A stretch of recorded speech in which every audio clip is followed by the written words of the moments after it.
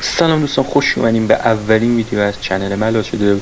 توی این چنل قرار با هم درباره برنامه نویسی ببینیم و اولین ویدیو هم که مثل همه چنل ها اختصاص دادیم به معرفی چنل و قرار بگیم تو این چنل قرار چی کارا بکنیم و چه مسیری رو در پیش داریم و اصلا چیا رو قرار با هم ببینیم.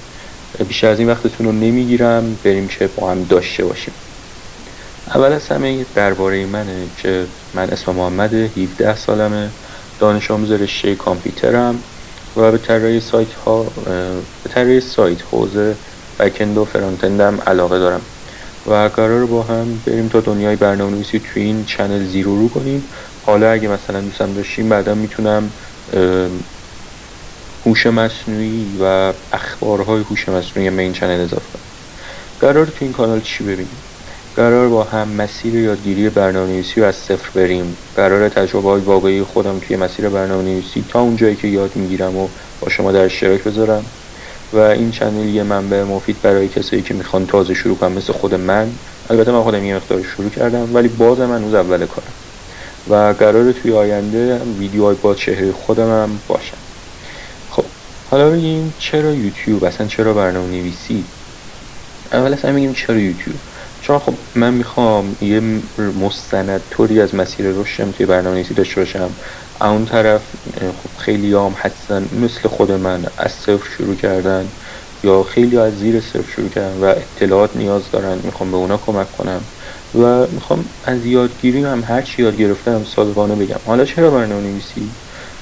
بالاخره آینده است، آینده هم به کامپیوتر نیاز داره و یه جورایی انگار برنامه‌نویسی پایه کامپیوتر توی آینده میتونه باشه.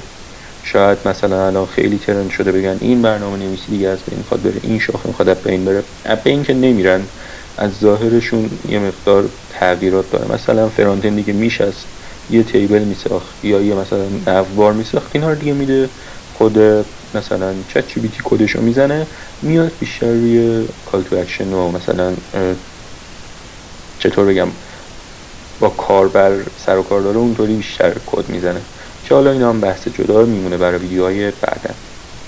حالا مخاطب هدف من کیه؟ نوجوانایی که تازه میخوان وارد برنامه نویسی بشن، میخوان برنامه نویسی تازه شروع کنن، کسایی که انگیزه دارن ولی خب نمیدونن از کجا شروع کنن، کسایی که دنبال یه مسیر واقعی هن و واقعا توی این مسیر قرار روزشون رو بذارن، یعنی انگار سالهای سال قرار تو مسیر برنامه نویسی باشن، قرار بالا پایینیاشو ببینن. یه روزایی هست اصلا پروژه نیست، یه روزایی از شرکت اخراج میشه، یه روزایی توی شرکت دیگه کار میکنیم. همه اینا رو قرار داشته باشیم. حالا ویدیوهای این کانال چه سبکیه؟ اکثرا توی هولوش آموزش و تجربه هاست، ولی خب آره تجربه های شخصی و مسیر منم هست، آموزش های ساده و قابل درکه، ویدیوهای انگیزشی و الهام بخش برای مسیر کار. حالا شاید مثلا توی این چنل پروژه هم زدیم بهتونم نشون دادیم، نشد یه چنل دیگه میزنیم مثلا مخصوص پروژه برنامه‌نویسی، پروژه‌ای که میتونه کمک کنه وارد بازار کار بشی. نقشه راه من برای آینده چیه؟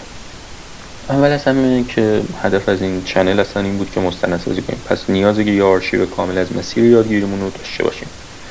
بعد میخوایم آموزش پروژه‌ای واقعی بک‌اند رو بریم. فرانت رو شاید بذارم، شاید که 90% میذارم، ولی نسبت به بک‌اند یه مقدار پایین‌تره، چون تخصص اصلیمون رو میخوایم ببریم روی بک‌اند، چیزی که شاید نسبت به فرانت توی جنگ با هوش مصنوعی کمتر آسیب ببینه.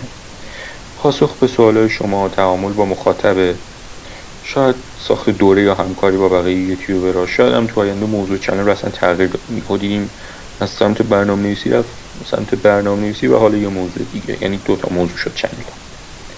تو هم یه همراه من باش که ازت میخوام این مسیر رو با من بیای. حالا سختی ها و همه چیزش رو باید قبول کنیم اگه میخوایم وارد برنامه‌نویسی بشیم.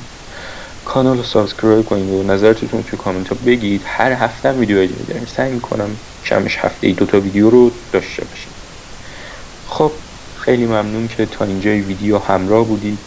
امیدوارم که توی این مسیر پرپیچ و خم برنامه‌نویسی شاخ ناامید نشید و همیشه همراه من باشید. بیشتر از این وقتتون نمیگیرم.